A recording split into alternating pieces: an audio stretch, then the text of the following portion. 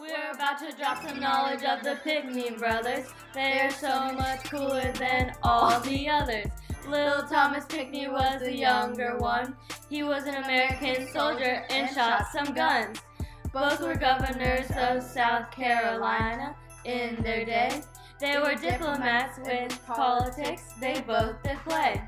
Thomas was a U.S. minister to Great Britain, according to old documents that were written.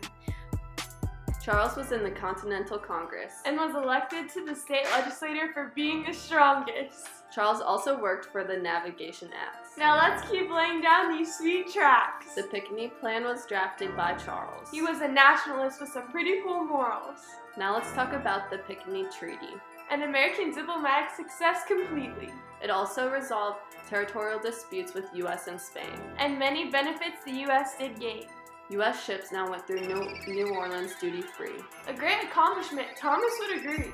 Americans also got free navigation of the Mississippi River. And on these promises, Spain did deliver. Our west and southern borders had caused much tension. The Pinckey Treaty was a way to call this to attention. It helped citizens on these borders of the United States. Power to the people is what this demonstrates. There were many causes to the Pinckey Treaty. So let's clear them all up nice and neatly. America had expanded to the Mississippi River border. But they couldn't ship on the southern part, Spain did order. Both countries wanted parts of certain places, which are now Alabama and Mississippi of the United States.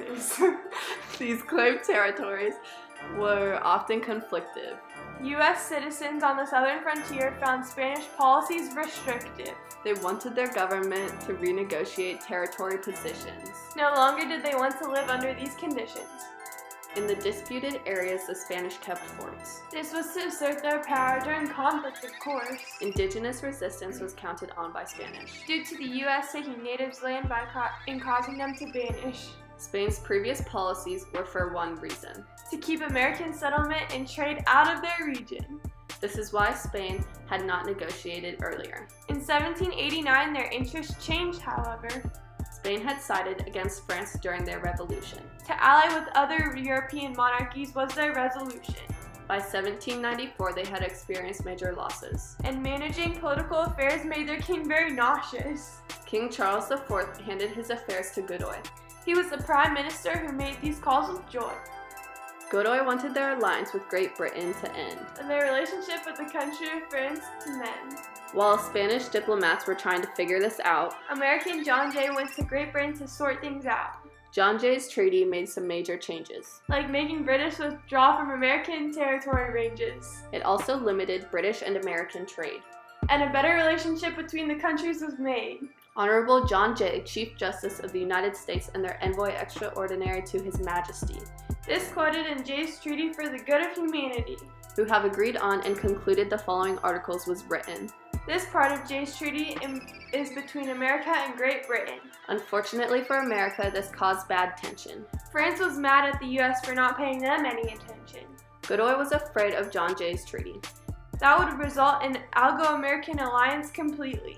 Godoy also thought it would cause an invasion of Spanish possessions. To the Spanish, this treaty did not make the best of impressions. This caused Godoy to send a request to the United States, saying, "Send a representative to come and negotiate." Washington sent Thomas Pinckey to Spain, knowing he would get a good deal for America to obtain. These negotiations took place on June of 1795. That was when Thomas Pinckey did arrive. The negotiations went flawlessly and changed Spain's previous trade policy. Godoy accepted the 31st parallel and kisses their dominance on Florida's border farewell.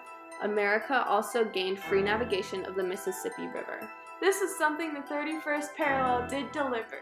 Americans west of the Appalachians were excited, and the mood around the frontier areas was lightened. Thomas even avoided an alliance with Spain.